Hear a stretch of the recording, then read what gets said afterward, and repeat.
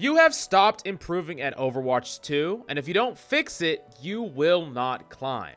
Now, that's probably not entirely true, but you're definitely not improving at anywhere near the rate that you want to. So in this video, we're going to go over all the top things that are preventing you from actually improving and climbing in Overwatch. But I want to thank the sponsor of this video, GameLeap. GameLeap is the best way to improve very quickly, with Grandmaster or Top 500 guides, advanced VOD reviews, and tips and tricks you won't find anywhere else. I partnered with them to make a Coach Mills course that is filled with things that will help you improve very quickly. So what are you waiting for? Use code Mills right now for 25% off in the links down below. Now, the first thing that is preventing you from improving is actually not focusing enough on what you want to improve at. Now, I've talked about this before, where players play a little bit of everything and they become good at nothing. And you got to be real with yourself here. What do you actually want to be good at in Overwatch? Do you want to be a god tier Ana? Or maybe you want to be an amazing Rein? The most important thing is to be using your hours effectively. And if you're improving very slowly, you're probably spreading yourself too thin. But there's a second level to this, and this is one that a lot of people do, and they play way too many other shooter games besides Overwatch.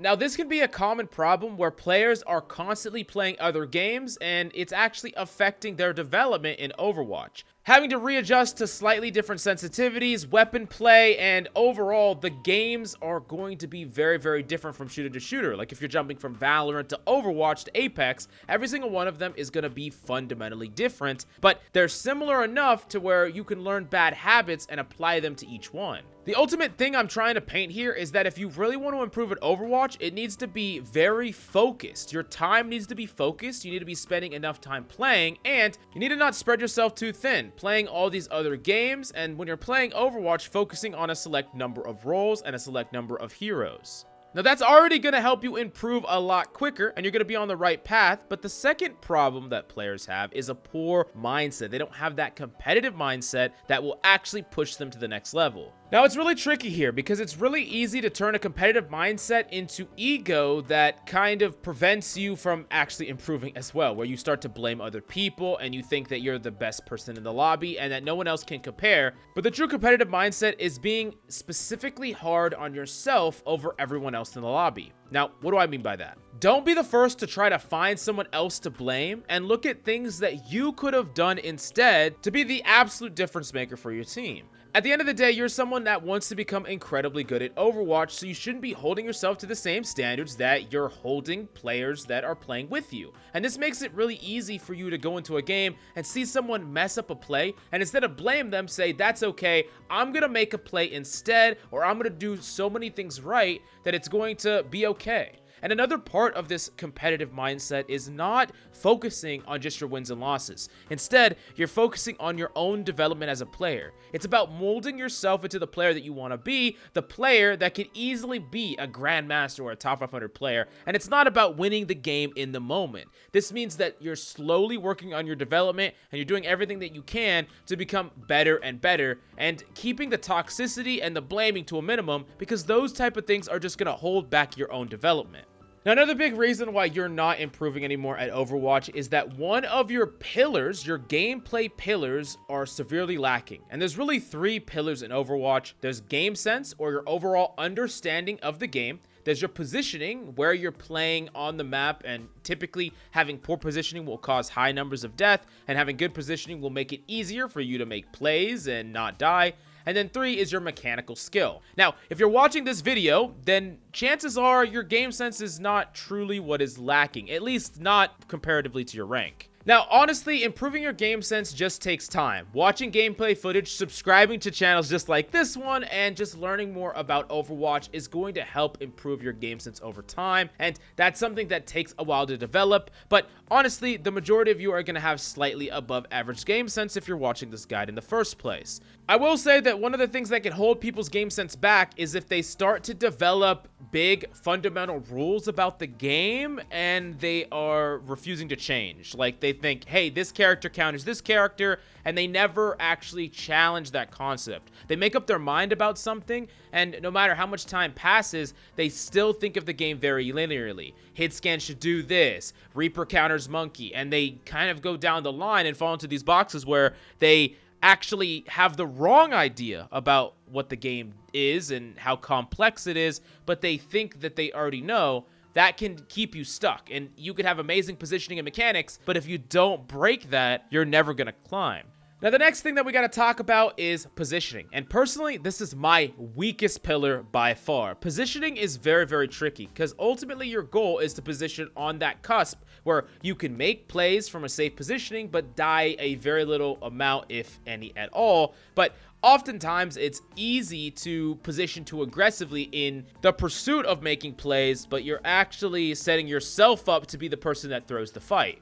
I would say that positioning is something that is also going to be directly dependent on both your mechanics and your game sense, because you could position somewhere depending on having amazing mechanics can allow you to be more aggressive with your positioning, and having the game sense or the understanding of the things that could punish your position can affect it as well. So positioning is a pillar, but it also leans on the other two, so it could be lacking because something else is. Now, last up is that mechanical skill, and this is something that you cannot neglect, making sure that you grind your Overwatch specific mechanical skill with things like Triad Free-For-All, or just trying to practice your mechanic fundamentals. I would say it's a great idea to not only assess yourself, but also your duo partners. Ask them what they think your weaknesses are. Is it game sense, positioning, or mechanics, so that you know what you can actually focus on, and you can find targeted guides or get VOD reviews that target your development in one of these three areas.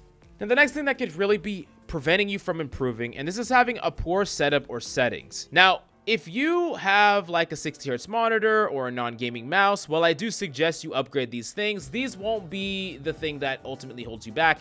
There are players that have climbed all the way to top 500 and they've been on toasters. But I will tell you that if your settings and setup is bad enough, you're really setting yourself up for failure. For instance, I used to actually game on a laptop when I first made the transition from console to PC when I was terrible, right? I was like really low rank. I was in silver. And even on this toaster laptop, I climbed all the way up to diamond. But one of the problems was my laptop would overheat. And sometimes when I would blade, everything would just lag out. And you know, I would lose myself because if you're in the middle of a blade and you like skip a couple frames or you just like skip a whole transaction, I mean, you just get lost, right? And it would happen to me way too often, and it was very frustrating. And it wasn't until I actually upgraded my setup, I got a good monitor, I had more reliable internet, that I was put into the conditions not only to be less frustrated, but to be able to flourish as a player. Now, if you took me now and you put me back on that old setup, would I be a way better player than I used to be? Absolutely yes, but I will say that it was way easier for me to improve when I had proper setup and settings, when back then I felt like those things were like shackles that even prevented me from getting better. Now, the next thing that you're doing that is preventing you from climbing is that you're not adapting to meta picks. And this is something that you see very often, where sometimes mains of a certain character, when that character is good, they will be popping off and dominating ranked. But when that character is bad, all of a sudden they can't win. And I want to make it clear here, I am absolutely not telling you that you have to play meta picks. I'm not saying that you have to lock whatever character is the best, but what I am saying is that you have to adapt to whatever you're likely to play against. If you keep losing games to the same characters over and over again, whether that's Sombra or Genji or Zarya or any character, Far Mercy, you need to be adapting your playstyle so that it's a lot harder for those characters to get value on you and that you're not dying easily to them. Especially if you're facing a Zarya every single time, but you keep getting caught out of position and playing way too aggressively and the Zarya is running at you and killing you, then you're going to keep losing. And it's very important that if you are playing something that is untraditional in the meta, a little bit off meta pick, that you are trying to find the way to have the most successful interactions against whatever meta picks you're likely to see at your rank. Let's say that you're in Plat, for instance, and you're an Ana player, and you keep dying to Genjis over and over and over again, and you're frustrated.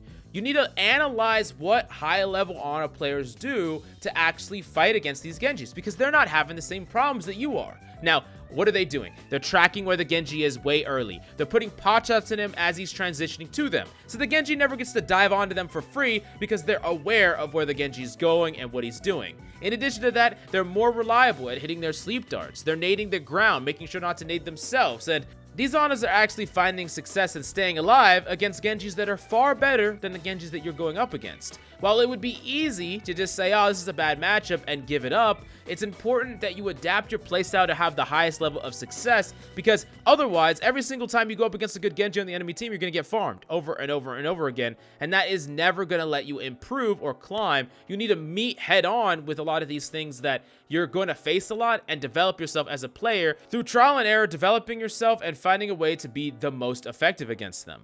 Now, the next thing that we need to talk about is repeated mistakes, as in you're making the same mistakes over and over again. And this is really problematic because sometimes you don't even know you're making these mistakes because you're not punished for them consistently enough.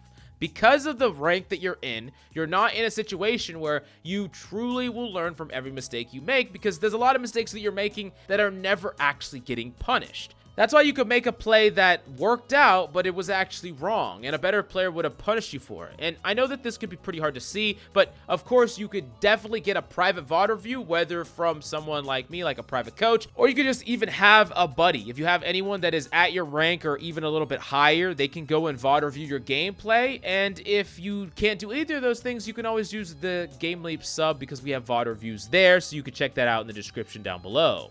Now, the last but certainly not least thing that is preventing you from improving is playing mindlessly. Now, you will see a common theme with the not playing too many other shooters and other games, the specialization, and the playing mindlessly.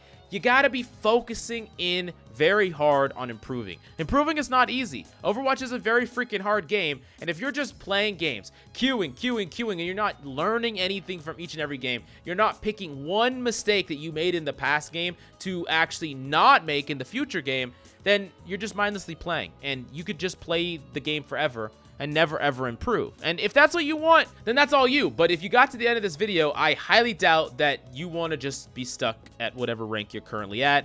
And you can improve, I guarantee it, if you adopt these things. But if you have absolutely any questions, let me know down below.